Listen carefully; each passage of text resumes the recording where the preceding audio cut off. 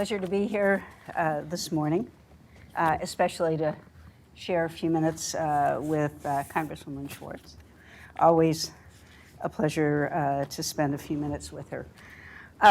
This is an interesting time because we are going now full blast into the election. And one of the things that we know, not surprisingly, true for almost every election, is healthcare is a big issue. People sometimes will ask me, do I think healthcare is going to be an issue in whatever election is coming up? And the answer, even without paying any attention to the polls, is almost invariably yes, for at least two reasons. First is that healthcare costs, particularly out-of-pocket costs, what it costs the individual, is always an issue.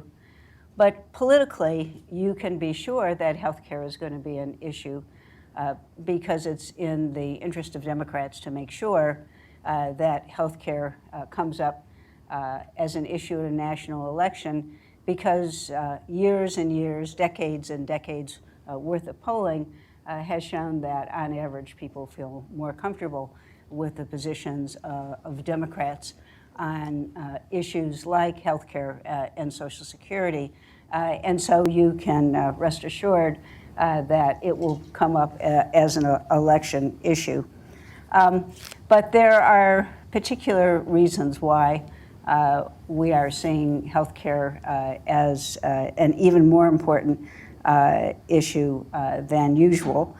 I know that the Better Medicare Alliance is releasing a new study today, and one of the things I hope we can discuss is a little bit about what that study has found. But what I'm also want to talk about is some of the support that you are finding for Medicare Advantage as an option for people to choose, and how the members of Congress are reacting to the program. So maybe you can talk a little bit about that. Well, anyway, good morning, everyone, and pleased to see you again this year. Always good to do this, and yes, healthcare has certainly always been on my agenda. Actually, it seems for a very long time, but it is on people's minds. And I can connect the two kinds of questions you've asked about, which is why does it matter so much? How much does it matter politically? And how we actually have achieved really bipartisan support for Medicare Advantage. It's sort of a place where both Democrats and Republicans, or people of no political stripe, actually really come together, and why. So first I can say yes, healthcare is always an issue for people. It's the interesting thing about healthcare policy is it's not just big policy, it's one that really individuals can relate to. It's really a part of our daily conversations, whether we're healthy or not. And certainly you just heard Congresswoman Allyson talk about what's on all of our minds right now with the coronavirus. And how do we act responsibly for ourselves? How do we act responsibly for our communities? And what do we do together as a nation? It's kind of a big picture question that we're facing right now around these public health and personal health issues. But what we know also is that right now, increasingly individuals, consumers, are very concerned about healthcare costs. And they're not concerned about sort of federal costs, they're concerned about their costs, their out-of-pocket costs. You see this with prescription drug coverage. It's, you're at the pharmacy, can I afford that copay? Can I afford all my medications? What if I do if I have high-cost specialty drugs? You heard about, again, Congresswoman Allyson talking about high deductible plans and out-of-pocket costs, which is really deductibles, copays. This is like insurance language, but it sort of matters to each of us every day as to what do you actually have to pay. And as we know, more and more consumers, whether they're employees or whether they're in the individual market, are finding themselves faced with having more costs directly related to them. That's a huge issue. I think and so it is a political issue. Around Medicare Advantage, what I think is particularly interesting is, the goals around Medicare Advantage are to provide a more integrated system of care that can do care coordination, offer you a provider, a network of providers, can help you sort through what, instead of a very fragmented fee-for-service system, which can be confusing, can be expensive, and can be hard to access, it actually helps you navigate all of those healthcare services. And seniors, it's a voluntary decision how you get Medicare. When you sign up, you get to decide if you notice it. If you don't decide, you go into traditional fee-for-service Medicare, but you can choose this more integrated care coordinated system. And consumers are choosing it. You know, you've been following this, of course. We saw a 10% increase in Medicare Advantage this past year. We've been seeing 8 to 10% increases for the last more than 5 years. But what's interesting about that is related to consumer costs, and you have this report that we're putting out today, so that you're the first ones to see it. It's on your seats. Is this report we did last year and did again this year, which actually asks consumers, Medicare beneficiaries, it's a national survey data. We didn't do the survey, that's the national Medicare data. But asking consumers if they actually are more cost burdened or less cost burdened if they're in Medicare Advantage compared to traditional Medicare. And last year we found there was about $1,200 a year less in savings. This year it was almost $1,600 per year savings if you signed up for Medicare Advantage. That's really important data for people to take into account. And that's because we've seen premiums go down in Medicare Advantage. Half of people who enroll in Medicare Advantage actually pay nothing extra after they pay Part B, that they don't need to and cannot buy Medigap, so that is a savings. These tend to be MAPD plans, so your Part D coverage is included in that, and plus you get extra benefits. Half of the plans provide some dental, vision, hearing, and wellness programs. All 4 of those are provided by 50% of the plans out there. And this is especially It's amazing. important because, as I assume most of you know, people tend to have lower incomes once they retire, once they're eligible for Medicare. And so while it's always important to us how much we have to spend for Medicare or our health insurance, it becomes extremely important as you get older. My old agency, CMS, has proposed payment rules. And maybe you could talk a little bit about the kinds of payments they're proposing going forward and any thoughts you have about adequacy for the purpose at hand. We do watch CMS very carefully. So we watch every regulation they put out, but there's this required annual rate notice, they call it. It's when they actually decide the rate that they will pay for Medicare Advantage for the next year and related policies. The rates are actually somewhat by formula, but so it's really about the other policies that they institute. 2 things they'll point out, lots of details, but 2 they'll point out that we're looking at, and many of our allies.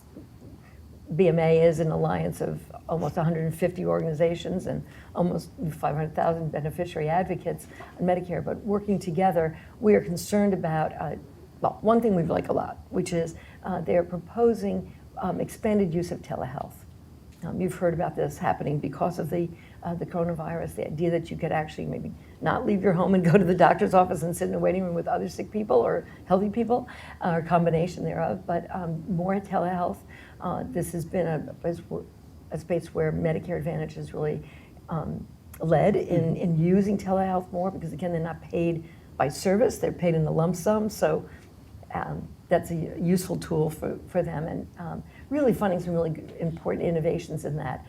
Group sessions you can have, or a mental health visit, or a behavioral health visit, interesting kinds of models, not to mention just being able to communicate with your doctor if you need to, or doctors communicating to each other, which is actually very helpful as well, all about telehealth. So they're proposing both some changes in what's called network adequacy, which is the rules around how many providers Medicare Advantage has to have within miles or time, to create a little more flexibility for plans to find the right high-value providers, but also greater use of telehealth. So we're very positive about that. We want them to keep those rules and to move forward on that. It's a way for Medicare Advantage to continue to innovate in this new space of new technology and all. But the other area is interesting, and it's about 500,000 people in this country have end-stage renal disease. And they've always been, well, for a very long time, carved out and they're being offered. 72. Thank you. I knew you would know that. Is that the federal government recognized that even people under 65 who end up with end-stage renal disease and go on dialysis are very complex patients. They tend to have comorbidities. They're very expensive. They now cost about $100,000 a year to be on dialysis 3 times a week, typically. And so they said, regardless of who you are, you can get on Medicare if you have end-stage renal disease. Really recognition of the high costs of special needs of this population. So thank you, CMS, going back a while. But they always were carved out of Medicare Advantage. And if you were in Medicare Advantage and you had chronic kidney disease and had your kidney failure, you could stay in Medicare Advantage, but you couldn't enroll in Medicare Advantage once you were diagnosed. That changes in 2021. We think that's a good idea. We think many of these patients could benefit from the care coordination and the supplemental benefits. Even if it's transportation to your dialysis center can be an issue. But there are issues, and the big issue, as often happens, is payment. Now plans are not paid adequately to be able to pay the dialysis providers and the facilities, and there is a sense that there needs to be adjustments in the way the payment is done. We've asked for some analysis. Disparities across the country, inadequate payment, particularly in metropolitan areas where many of the beneficiaries are. There are higher incidence of those with end-stage renal disease, minorities, African Americans and Hispanics. So we're asking CMS to find other ways to make sure that there's adequate payment, that there's a smooth transition, and that there's enough resources to innovate in this space. More home dialysis, potential mobile dialysis, use of outpatient hospital facilities to really be able to create opportunities to bring down the cost overall.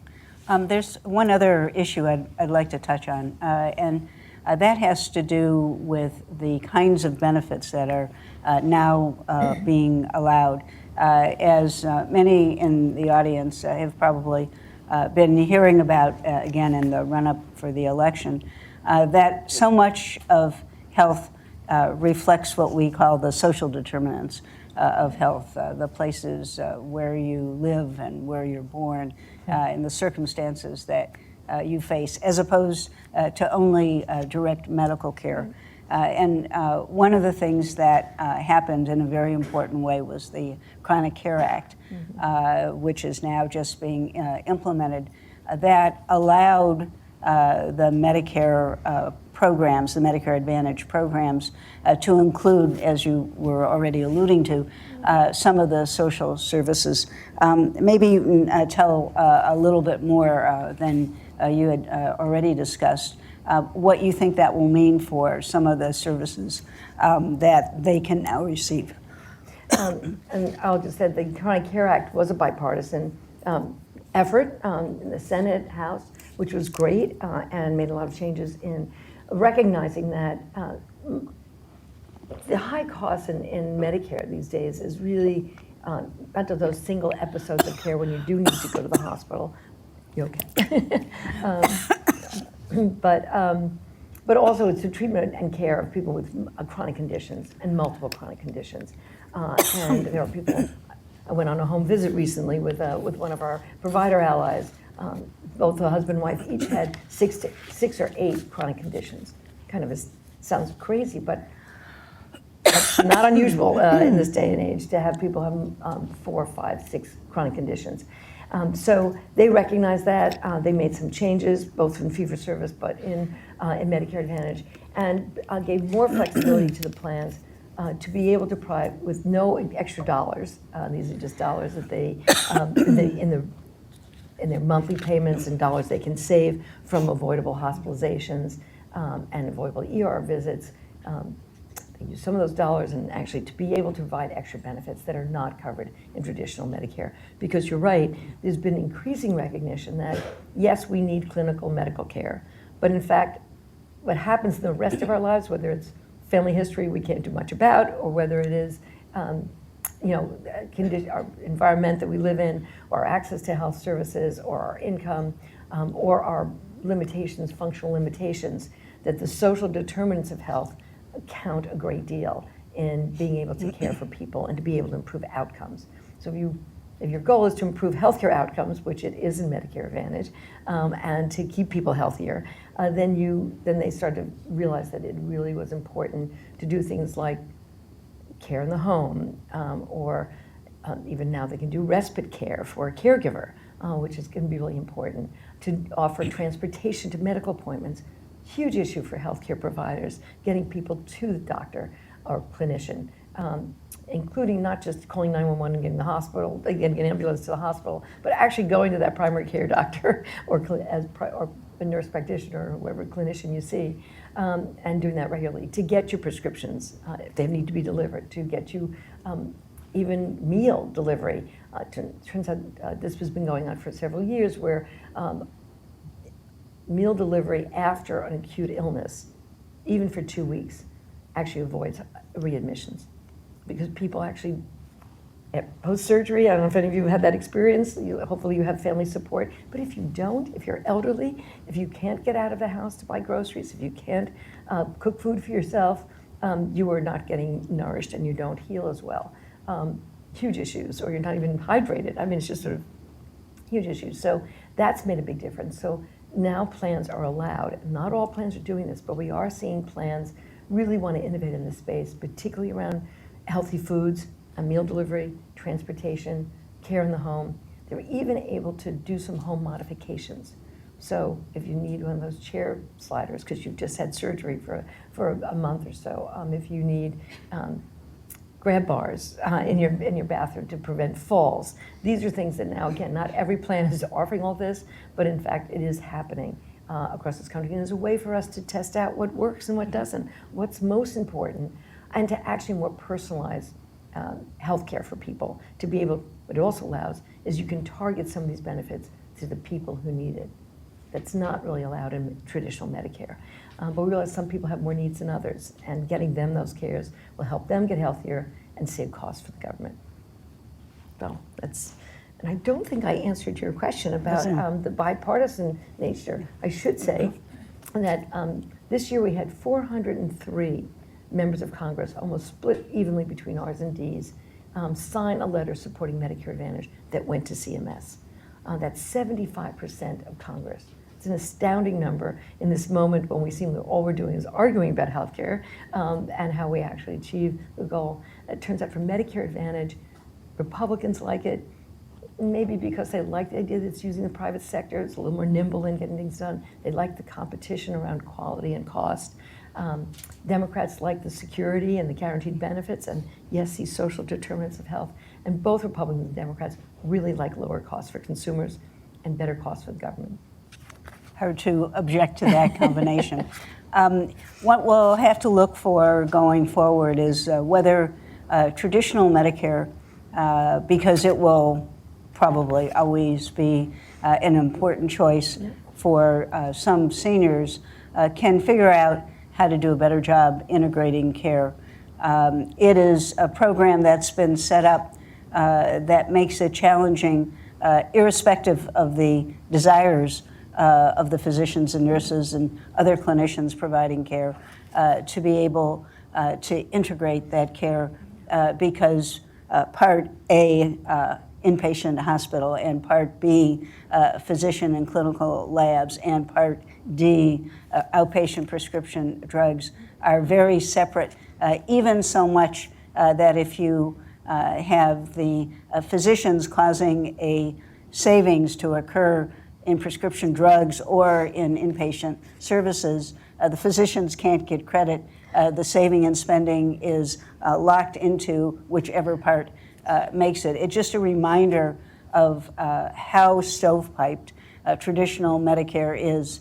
Medicare Advantage isn't always as integrated as we would like to see, but it at least allows a structure that if the plan is focused on integrating care for seniors, it can do so. And I think it's an advantage that will be even more important as our population continues to age. I know I'm more interested in seeing that than I was, say, 10 or 15 years ago.